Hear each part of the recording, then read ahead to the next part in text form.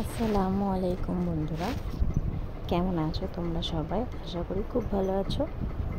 আলহামদুলিল্লাহ, আমিও খুব ভালো আছি। আজকে তোমাদের সঙ্গে খুব সুন্দর একটা ভিডিও শেয়ার করতে চলে এসেছি। জানি না তোমরা এর আগে এই জিনিসটা খেয়েছো কি না। যদি না খেয়ে থাকো অবশ্যই কিন্তু একবার বাড়িতে ট্রাই করবে, খুব ভালো লাগবে। এটা কিন্তু পুরনো দিনে খুব চলতো, সেই পুরনো দিনেরই একটা রেসিপি আজকে তোমাদের সঙ্গে আমি তুলে ধরেছি। আমার মা এটা প্রায় বানাতো যখন আমরা খুব ছোট ছিলাম। আজকে প্রায় 18 বছর পর এটা বানিয়েছে আমাদের বাড়িতে, আর খুব টেস্টি হয়েছিল খেতে। অবশ্যই তোমরা একবার বাড়িতে ট্রাই করবে। আজকে আমার মা বানিয়েছিল চাল ভাজার মোয়া। এর জন্য প্রথমেই দেখছো একটু মোটা চাল নিয়ে নিয়েছে। এখানে 250 গ্রামের চাল ছিল, তোমরা চাইলে একটু বাড়িয়ে নিতে পারো বা কমিয়ে। তারপরে লবণ ও পানি দিয়ে এটাকে ভালোভাবে চটকে প্রায় 10 থেকে 15 মিনিট মেখে নিতে হবে। যত ভালো করে চটকাতে পারবে তত কিন্তু ভাজাটা সুন্দর হবে। খুব ভালো রকম করে চটকে মেখে এটাকে কিছুক্ষণের জন্য ঢাকা দিয়ে রেখে দিতে হবে। লবণ ও পানিটা একটু বেশি দিয়ে ভালো করে চটকে মাখতে হবে, সেটা কিন্তু খেয়াল রাখতে হবে। তোমরা যতটা পরিমাণে ভালো করে এটা মাখতে পারবে ততটাই কিন্তু চাল ভাজাটা ফুটবে আর খুব সুন্দর হবে। তোমরা দেখতে পাচ্ছ কিছুক্ষণ রেখে দেওয়ার পরে এখানে 1 মুঠো পরিমাণে চাল নিয়ে একটা পুরনো তাওয়াতে দিয়ে আমার মা ভেজে নিচ্ছে। আজকে যে তাওয়াটাতে আমার মা চালটা ভাজছে সেটা কিন্তু কালো রঙের, আর এরকম কালো রঙের পুরনো তাওয়া হলেই কিন্তু সব থেকে ভালো হবে চালটা ভাজার জন্য। এটা আমাদের বাড়িতে বাদাম ভাজা, তারপরে চাল ভাজা, এই সব কিছুর জন্যই ব্যবহার করা হয়। মাঝে মধ্যে মা বাড়িতে এই তাওয়াটাতে মুড়িও ভাজে।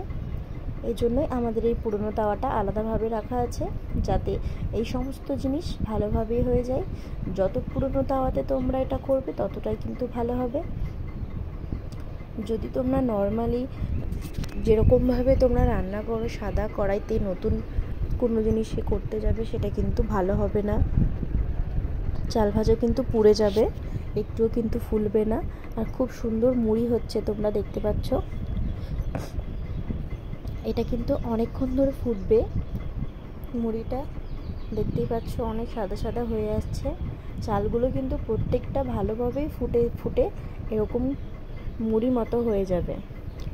এটা কড়াইতে দেওয়ার পরে কিন্তু একভাবে নাড়াচাড়া করতে হবে, একটু হাত থামালে হবে না। যদি থামিয়েছো তাহলে কিন্তু চালগুলো পুড়ে যাবে আর মুড়ি ভাজাটা কিন্তু কমপ্লিট হবে না।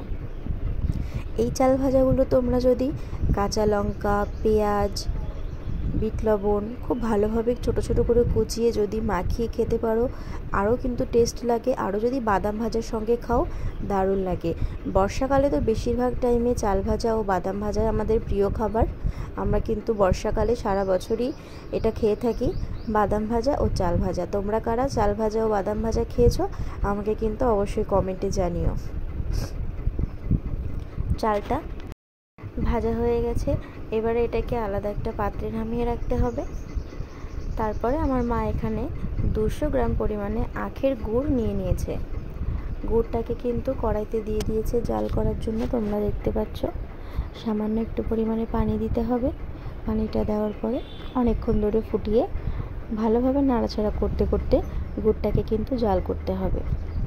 অবশ্যই খেয়াল রাখতে হবে যাতে এটা অনেক সময় ধরে ফোটে, খুব সুন্দর কিন্তু একটা রং ছেড়ে দেবে, সেই পর্যন্ত কিন্তু এটাকে জাল দিতে হবে। তোমরা দেখছো আগের থেকে অনেকটাই রংটা কিন্তু গাঢ় হয়ে এসেছে। এটা হয়ে গেছে কিনা তোমরা চেক করার জন্য একটু খুন্তিতে করে গুড় তুলে নিয়ে আঙুলে এভাবে দিয়ে টেনে দেখতে পারো যে কতটা পরিমাণে কমপ্লিট হয়েছে। তোমরা যখন দেখবে এরকম সুতো সুতো কাটছে তখনই মনে করবে গুড়টা কিন্তু পুরোপুরিভাবে কমপ্লিট হয়ে গেছে। দেখো এখানে কিন্তু বুঝতে পারছো হয়ে গেছে এটা। এরপরে ভেজে রাখা চালগুলো এই গুড়ের মধ্যে দিয়ে দিতে হবে।